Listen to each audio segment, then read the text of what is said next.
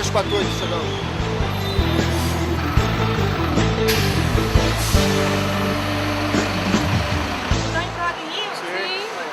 Trabalhar.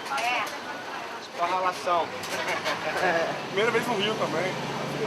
Não conheço nada. Você vai soltar ali no Rio Centro, você vai atravessar a rua, vai seguir a reta direto. Lá no final você vai ver o Roqueirinho lá assim, só você entrar. Vai pro Roqueirinho!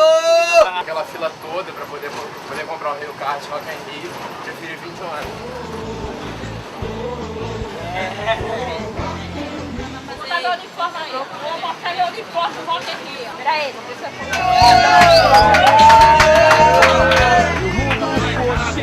cadê o crachazinho?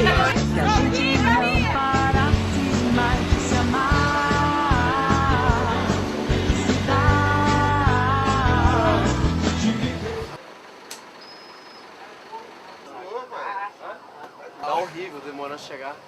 Isso deu 1 hora já.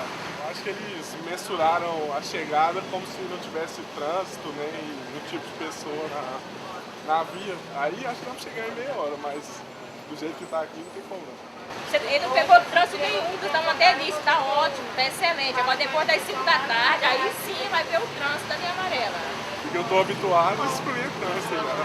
Você pode andar mais ou menos, Juiz, 1 quilômetro mais ou menos. 1 quilômetro? É chão pra caralho. Todos numa direção, uma só voz numa canção, todos num só coração, um céu de estrelas. Pode marcar 10 minutos.